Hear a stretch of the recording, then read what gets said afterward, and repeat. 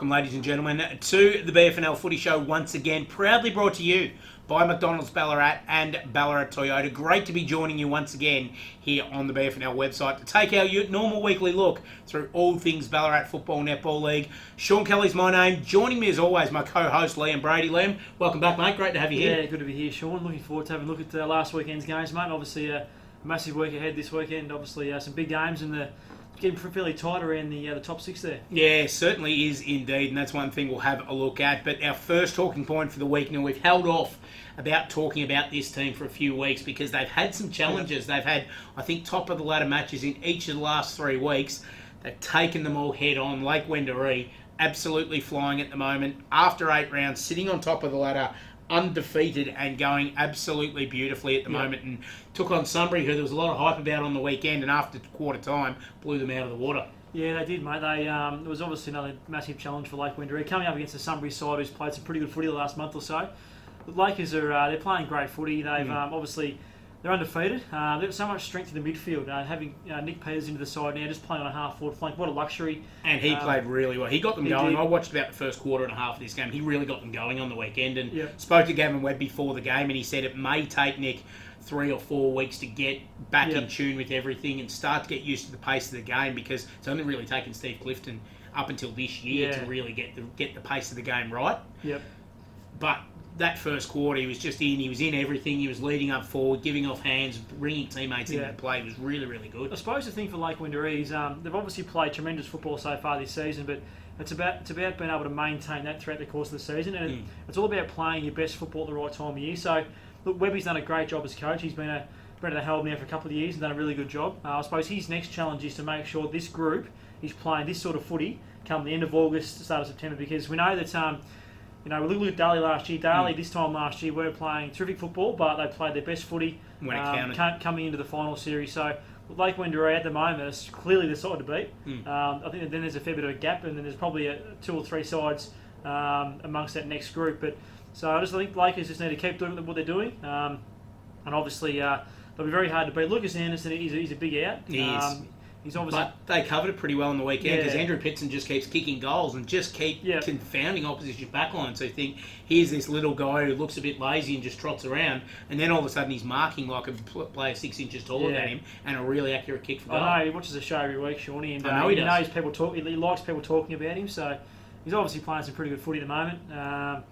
And as we know, he's kicked another bag of goals on the weekend, so he needs to maintain that form though, and keep playing good football, because they certainly rely on him a hell of a lot now with Lucas Anderson out of the side. Look, they're playing great footy, Lakers. Look, Sunbury, I suppose the challenge for them is now to be able to play a good football up in Ballarat. They play very well at home. We know that there's going to be some challenges later on in the season up in Ballarat, so if they can challenges the next couple of weeks for them as well. So big games coming up. They're going okay, but on the weekend, I suppose they got a small reality check against one of the competition's best sides. They did indeed. Speaking of reality checks, North Ballarat City got one on Sunday as well. Sunday footy. We're going to see a little bit of it over the next couple of weeks in the Ballarat Footy League. And Bacchus Marsh, after they, I suppose, were put in their place a little bit by Lake Wendouree the week before, came down to Ballarat and really made a big statement on Sunday, knocking over North City comprehensively at Eureka Stadium. Look, we know that North City is such a hard side to beat it on their home deck at Eureka Stadium. But for Bacchus Marsh to come up the highway and get the point was a great performance. With Damien Cooper, from more reports, only kicked a couple of goals, but he had a large involvement in numerous other scoring opportunities. So he's certainly added a fair bit to their side since he's come in. And look, for them to get a win on the road away from home is a massive confidence boost. It is indeed. Jared Maximo coming in second senior game, kicking 5 goals as well, and looking very, very good. The third talking point, the reigning premiers had been written off a few weeks ago. We questioned them. A lot of people out in the football world questioned them. Right now, they are knocking on the door of the top 6 and knocking very, very loudly at the moment. They've won their last couple. They're sitting outside the top 6 on percentage. And they're really starting to get their mojo back a bit, I think. But we certainly did question them. We certainly didn't write them off. It's fairly clear. I think they're obviously under the pump a fair bit over 3 or 4 weeks ago. But they've been able to bounce back. Had a really good win on the weekend. And I know that they know that they can play a lot better than they are at the moment, and they know that if they can build and play their best football when it counts come September, they can beat anyone. So Yeah. look, they'd be really confident, coming into the next month based on what they've been able to produce the last couple of weeks. So we'll just watch this space with regards to Daly, I would have thought. Yeah, I think you're right. Let's have a look at this week's games. Round 9, we reach the halfway mark in the 2016 Ballarat Football Netball League season. And we kick it off with the game between Lake Wendouree and East Point at the Wendouree Reserve. We said the Lakers going very, very nicely at the moment. But if there's a team that is a little bit of a bogey team for them at times, it can be East Point. I've seen games between these two teams that have been really, really close games of footy. I reckon East Point, after a pretty comprehensive win in the end against Sebastopol, after they got away from them after half-time, will come into this game with a bit of confidence. Yeah, look, I made the mistake last week of tipping Sunbury. I won't do it 2 weeks in a row. I think Lake Wendouree will win this game, just based on the way they're playing, simply. Yep. Look, East Point have showed during the course of the year they can match it with the better sides in the competition. There's a fair bit of disparity between their best football and their worst football at East Point. If they can play more of their better football more consistently, I think they can match it with anyone in the competition. Really tough assignment to go to Wendouree Reserve and win, and I think they'll be right up against it. But I think Lake Wendouree by a couple of goals. Yeah, Lake Wendouree for mine as well. Will be a good game of footy though. Pretty keen to get down and have a look at some of this on the weekend.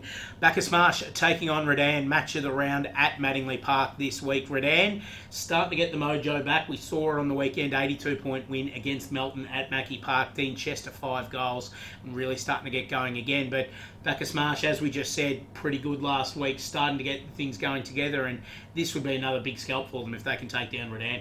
Yeah, it'd be a huge scalp. It's clearly match of the round for me. I'd really be Tessa Redan here. I think if for Redan it's a push up into the top 3, which we know that they certainly can do, they need to win this game against Bacchus Marsh. I just can't tip against Bacchus Marsh based on the way they've been playing, and especially their form at home this year. They've been really strong at home. Able to get a win on the road last weekend, as we know, and I think they'll travel back home and for the first time for quite some time actually beat Redan. As I said, match of the round, I think it'd be a great game to get along to. Yeah, tipping Bacchus Marsh in this one. But, brothers, we must send our congratulations out to the Redan Football Club coach, Eamon Gill, 2034 father-son recruit for Redan Unleashed.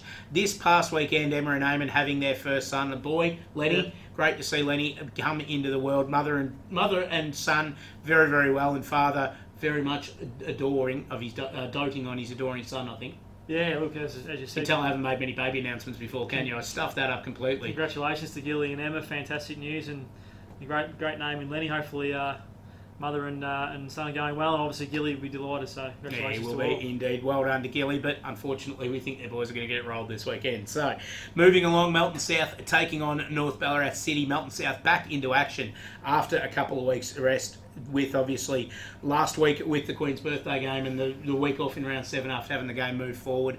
Not a good time to get North City on the rebound. It's not often that we've seen North City on the rebound over the last few years, but when we have, it's been pretty vicious for the team that they play against. Yeah, look, I can't tip against North Ballarat City here. I just think that, as you said, on the rebound, disappointing loss last week. They'd be desperate to get back on the winners list. They need to. They want to remain a top 3 chance, I think. I think they'll travel down the highway and get the points here. Sebastopol taking on Darley at the Marty Bush Reserve this week. Interesting type of game. Obviously, Darley starting to get the mojo back, but Sebast weren't bad for 2.5 quarters against East Point on the weekend before East Point put the foot down, and in particular their first quarter really, really good, and that's been their trademark this year. They've got off to really good starts in games. They've just faded out a little bit. Shane Snipson probably knows they need to get that 4-quarter performance going. If they could do that, they'll scare some teams. Won't be this week, but I think down the track that if they can get 2.5 quarters, 3 quarters of going with Darley, it'll really set them up. Yeah, look, I think Sebast, I've watched them play a couple of times this year, and they're really competitive for most of the game. In each of the games they play, they've just sort of let themselves down in sort of 20 minutes, 30 minutes of footy. And as I said before, I think if they can just match it with Darley for long enough, they can certainly be right in this game well into the second half. We saw their performance against Lake Wendouree at home 2 weeks ago was really solid for the first half. They dropped away in the second half a little bit, but look, a bit of a changing game for Darley. I still think they'll travel up and win the game, but gives certainly Sebastian an outside chance. Yeah, it should be interesting to watch. I'm the same as you. I think Darley will win it, but they could get a bit of a scare. If they don't come switched on, they could get a bit of a scare.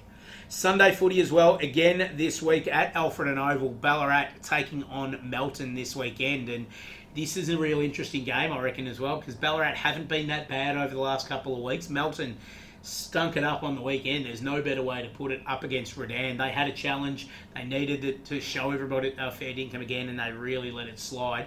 This is a real chance for Ballarat to get a win on the weekend, I reckon. Yeah, I think Ballarat will win this game. I'm confident they can win the game at home. Look, Melton's form on the weekend was pretty disappointing. They'd be really disappointed to come up against a side like Redan and get beaten so convincingly. I think they believe they're a top 6 side, and I think they've certainly shown this year they can play finals, but they certainly need to play a little bit more consistently. I think coming up the highway and getting the chocolates against Ballarat is a must-win if they are to play finals footy. I think Ballarat, just at home, can get the job done. That's all the time we've got for this week on the Footy Show. Liam, thanks for joining us once again, mate. Great hearing your expertise and wisdom, as it always is every week. No worries, Shawnee. Always a pleasure, mate. Always a pleasure to have you joining us as well here on the BFNL Footy Show, proudly brought to you by McDonald's Ballarat and Ballarat Toyota. We'll be back again next week with more from around the Ballarat Football and Netball League.